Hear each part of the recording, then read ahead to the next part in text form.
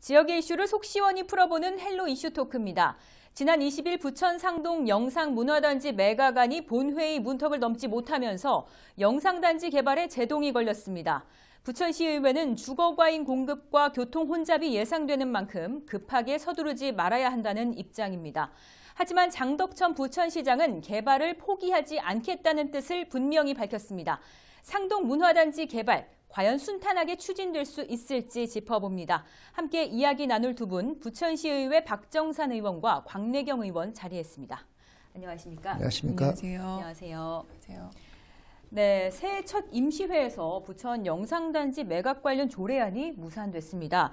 이 상임위까지 통과했지만 본회의에서 원안 대신 수정안이 이제 가결이 됐는데 박정산 의원께서 바로 수정안을 내신 당사자이시기도 한데 이게 먼저 수정안을 내게 된 배경이 뭔가요? 지금 이제 우리 부천시의 대규모 개발 사업이 이제 세 군데가 있습니다. 역곡 공공택지지구, 그다음에 대장동 신도시 영상문화산업단지 세 개의 축으로 이제 개발을 하고 있는데 이렇게 그 대단위 사업을 하는 게 대단히 이례적이거든요. 이렇게 좁은 도시에서 이렇게 동시다발적으로 일어나는 게 사실 진짜 예외적인데 이게 만약 이제 상임위원회를 통과하고 나니까 그동안 크게 그 부각이 안 됐던 지역의 그 소리들이 이제 들리기 시작했어요. 그래서 그 주변에 이제 사시는 아파트에 사시는 주민들이 과연 우리 지역에는 어떤 도움이 될 거고 어떤 나쁜 점은 무엇이냐. 그리고 그쪽에 이제 장사를 하시는 요식업이나 유통, 그다음에 소규모 자영업자들은 상동 영상문화산업단지로 쏠림 현상이 있을 건데 그렇게 돼서 우리가 장사가 안 되고 여기에 그런 문제점들을 해결할 수 있는 방법이 있느냐, 대책은 무엇이냐, 이런 거를 가지고 이제 공청회를 한번 해보자. 그런데 이제 그 공청회를 왜 한 번도 하고 하지 않느냐, 이런 거에 대해서 서로 의견 교환이 있었는데 시에서는 그거를 이제 그 매각 동의안이 통과된 후로 공청회를 해서 절차를 하겠다라는 의견이었고, 또 지역 주민들은 사전에 공청회를 해보고 의견들을 포함한 그런 사업을 하는 게 타당하지 않느냐. 그래서 그게 이제 주민들의 의견을 대변해서 이제 수정안을 제출하게 된 거죠. 네. 그 지금 광내경 의원께서도 같은 상임위원이지만 그 수정안에 찬성을 하셨어요. 어떤 이유였나요? 그러니까 앞서 설명을 주셨는데 일단 기본적으로 우리가 상임위 안에서 계속 반대라는 개념보다는 우려의 의견들을 많이 했습니다. 그 중에 하나가 말씀하신 가운데 하나는 시민들에게 어느 정도 알려져 있느냐, 공청회는 했느냐, 이런 부분들을 짚었을 때는 하지 않았고 주민 설명회를 한번 했는데 그거로는 좀 부족하지 않냐라는 지적도 있었습니다. 그리고 특히나 좀 급하게 가는 부분들, 왜냐하면 이제 뭔가 진행되는 과정들이나 공모가 됐고 공모된 기업과의 약속이 있고 하니까 급하게 가고 챙겨지는 부분들이 좀 허술했던 거 아니냐, 좀 미흡했던 거 아니냐라는 좀 지적이 있었는데 그 부분에서 한 단계 좀 천천히 가보면 어떨까, 이런 의견들이 많았고 그런 부분에서 좀 함께 의견을 할 수밖에 없었습니다. 네, 이제 급하게 가면서 따라올 수 있는 미흡한 부분들을 좀 고려를 하셨다 말씀을 해주셨는데, 그런데 이게 주거 비율이 높다는 지적은 헬로 이슈 토크를 통해서도 저희가 여러 차례 지적을 했었습니다. 당시 박정산 의원께서는 그럼에도 불구하고 개발에 찬성을 하셨었는데 그때와 좀 달라진 게 있나요? 그때 뭐 큰 차이는 없고 뭐 달라진 거는 없는데 이제 전에도 말씀드렸지만은 이게 이제 매각 동의안을 하고 나서 공청회라든지 아니면 이렇게 여러 가지 협상들을 수정하는 게 맞느냐, 아니면 그 절차가 이행되기 전에부터 문제점들을 짚어서 해결하느냐의 차이였는데, 상임위원회에서는 그래도 이제 시에서 강한 의지를 가지고 이걸 추진하고 그러니까 그럼 미리 동의안을 해주고 나서 이제 여러 가지 문제점들을 이제 GS 컨소시엄하고 협상을 해 나가는 게 낫겠다 해서 이제 그렇게 이제 우리가 동의를 해준 거죠. 그랬는데 동의하고 나서도 의회의 분위기도 그렇고 주변의 분위기도 그렇고 이거를 그렇게 급하게 한다는 게 과연 우리 시에 도움이 될 수 있는 것이냐, 기업과 이 협상 관계에서 충분히 여유를 가지고 해도 크게 문제가 되지 않을 건데, 그래서 여러 가지들의 이제 의원들의 이제 개별적인 생각도 있고 그래서 제가 이제 수정안을 이제 제출하게 된 거죠. 아, 네. 원안의 경우 상임위 논의를 거쳐서 통과가 된 안이잖아요. 근데 상임위 통과된 안에 대해서 또 이렇게 수정안을 내셨다는 건 자칫 상임위원들을 무시하는 뭐 처사가 아니냐, 이런 지적도 있는데 어떻게 보십니까? 저는 무시했다고 하는 이제 그런 것보다는 네. 사실은 상임위 안에서도 의견들이 팽팽했습니다. 그러니까 상임위가 9명이 있는데 그 중에서 이제 4명이 반대의 목소리를 냈고 예. 5명이 그래도 암묵적 찬성의 의미를 내세웠던 그 과정이 일련의 과정이 있었고 그럼에도 불구하고 의회가 어쨌든 표결이나 이런 어떤 민주적인 방식이 있기 때문에 네. 상임위에서 통과가 된 내용이고요. 그리고 상임위에서 통과된 내용들이 있었던 것은 사실이지만 예. 이게 결국은 네네. 어떤 계속 언론에서도 많이 나오고 있습니다. 결국은 정치권의 어떤 정치적 문제가 또 저는 발생이 된 부분은 우리가 이야기 안 할 수가 없습니다. 네. 사실은 시의회 의견을 모두가 다 존중하고 그런 네. 부분은 있지만 그럼에도 불구하고 지역에 계신 지역구 의원들도 본인들 각자의 생각이 있으시잖아요. 그러니까 네. 그 생각들의 전달이나 그 조율 과정이나 예. 그런 부분들이 좀 미흡했기 때문에 결국은 상임위에서 다 거기서도 그냥 가결되었지만 네. 그 부분에 대한 또 재논의가 되지 않았나 그런 생각이 듭니다. 그러니까 오히려 조금 더 시간을 두고 했더라면 그리고 네. 지역구 국회의원들이나 시민들의 의견을 사전에 청취하였다면 어쩌면 상임위에서도 더 가결된 게 그냥 상임위에서 무사하게 통과가 되었겠지만 과정들이 좀 부족했기 때문에 네. 그리고 상임위 안에서도 그런 반대의 과정은 있었지만 네. 또 찬성이 다수였기 때문에 이런 과정들이 있었잖아요. 그러니까 네. 뭔가는 전체적으로는 준비가 더 필요했다는 생각에 좀 어쩔 수 없었던 것 같고 네. 정치권의 문제를 좀 더 원만하게 풀고 네. 그러니까 시장께서도 정책적인 일을 할 때는 그 지역 주민과 정치권과 모든 그런 부분을 원만하게 사전에 조율했어야 되지 않았나 생각이 듭니다. 네. 근데 이쯤 되니까 이게 부천시와 조율이 정말 좀 없었는지 뭐 이런 부분이 궁금한데요. 장덕천 시장은 신년 대담에서도 영상단지 개발 사업을 자신했습니다. 같은 여당으로서 부천시와 사전 조율이 없었나요? 이게 이제 의회에서 의원들의 분위기나 이런 거는 이제 시에서 그것들을 이제 알고 있었겠죠. 있었고, 예. 이제 우리 의회 분위기는 그렇습니다. 시가 이런 큰 프로젝트를 진행할 때 여러 가지 시나리오를 가지고 뭐 1단계, 2단계, 3단계 이런 과정을 거칠 걸로 알고 추진을 네네네. 하는 거지 한번 이렇게 부결됐다고 이거 사업을 포기하고 그렇지는 않다고 생각을 합니다. 그래서 예. 우리가 이제 시에도 조금 어떤 더 따져보라는 이런 의미도 있을 거고요. 또 그 다음에 이제 기업과 협상을 할 때는 기업에서도 이게 원하는 대로 스케줄대로 진행이 되다 보면은 기업도 자기들의 사업 이익을 더 추구하려고 하는 게 있을 거란 말이에요. 그렇지만 이게 의회에서 어느 정도 견제를 하고 통제를 하게 되면 기업이 최소한의 양보할 것은 양보해서 우리 부천시에 훨씬 더 이익이 될 수 있는 네. 방법이 있기 때문에 네네. 우리는 충분히 시간을 가지고 하는 게 시의 입장은 있겠지만 네. 시간을 가지고 하는 게 협상 전략에서는 유리하겠다는 판단도 갖고 있는 겁니다. 네, 부천시도 좀 시간을 가지고 같이 천천히 좀 가야 한다. 뭐 이런 말씀을 좀 해주셨는데 그런데 일각에서는 4.15 총선에 재물이 된 게 아니냐는 지적도 사실 있습니다. 실제 서른 의원도 과거 당정협의회에서 주거 비율이 높은 것에 대해 우려를 표시했고 최근 이매규 자유한국당 총선 후보 역시 반대 의사를 밝혔는데요. 이렇다 보니까 이게 선거를 의식해서 부천시 의회가 부결시킨 게 아니냐 이런 지적도 있는데 사실 두 분의 말씀 좀 듣고 싶습니다. 제가 그냥 노골적으로 선거를 의식한 게 맞죠. 그 선거를 의식한 건 맞는데 네. 그 의식한 게 당연히 어떤 그런 총선의 영향도 있지만 지역구 국회의원이 지역을 고민하는 거에는 저는 그건 뭐 달리 할 말이 없다고 네. 봅니다. 그리고 사실상 어떤 좀 만약에 국가적으로 도움을 받을 수 있는 것까지를 끌어내려면 국회의원의 도움도 당연히 있어야 그렇죠. 되고요. 예, 그러니까 예. 그런 부분에서의 그런 과정들이 사전에 아까도 말씀드렸지만 사전에 없었다는 게 오히려 더 아쉬울 뿐이고요. 그리고 네.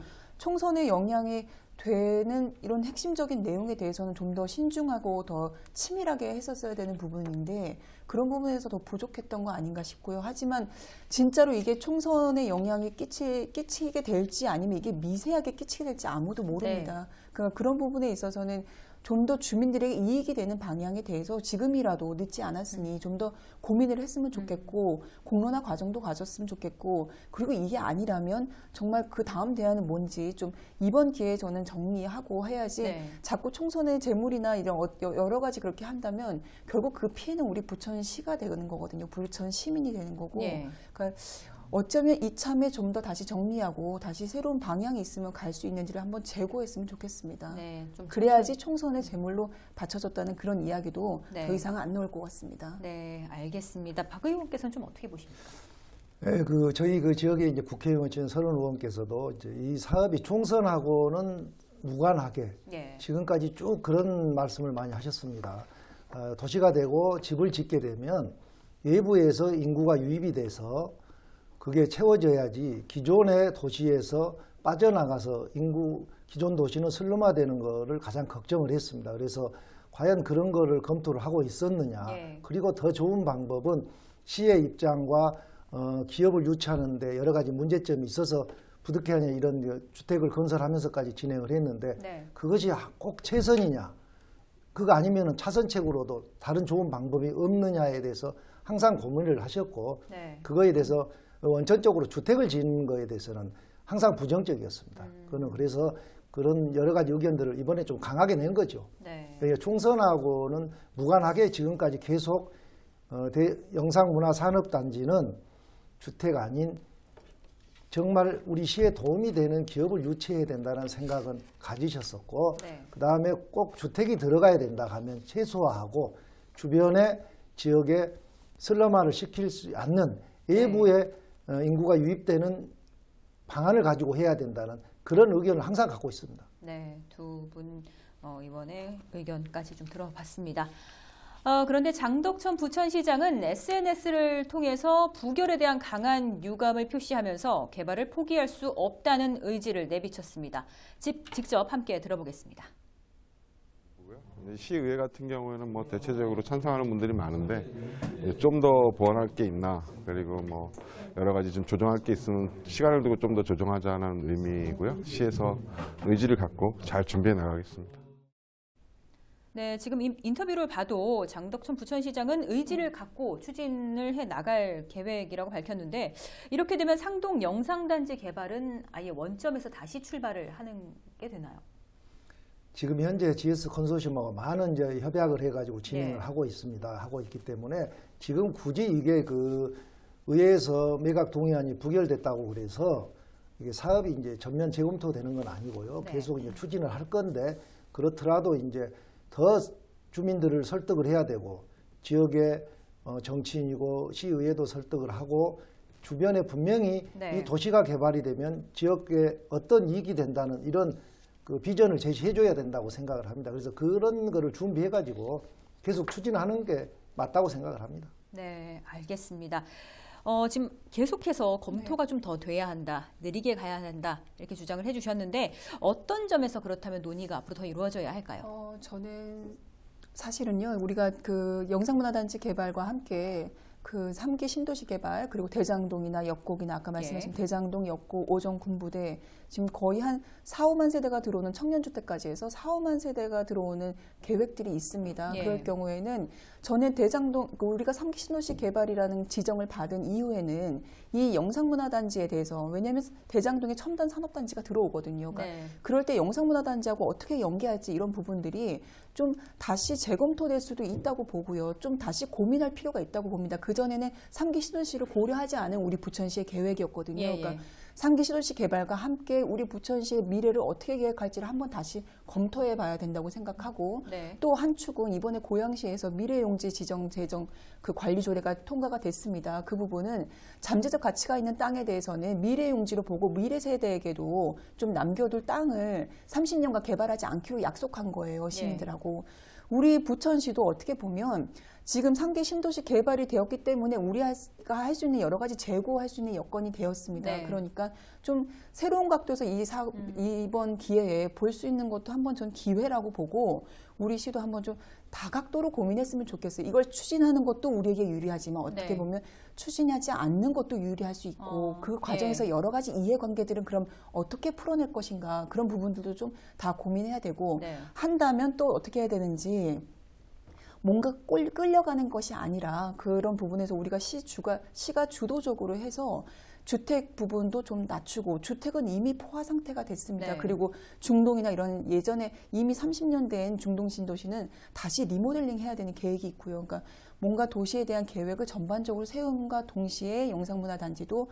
다시 고민하고 네. 협약단 내용들은 좀 수정할 부분을 좀 획기적으로 할 필요가 있다고 봅니다. 지금이 다시 기회라고 보고요. 네, 그럼 아예 주거단지는 빼겠다는 건가요? 아니 뭐 빼겠다 넣겠다의 그런 그게 아니라 네. 주거단지 계획이 세워졌으니 이 주거단지 계획은 어떻게 해야 되느냐 좀 고민을 다시 네. 하는 것이 좋다라는 의견입니다. 네, 알겠습니다. 근데 한편으로도 교통 문제 같은 경우는 하루아침에 해결책을 제시하기가 어려운 게 사실입니다. 해법 마련할 수 있을까요?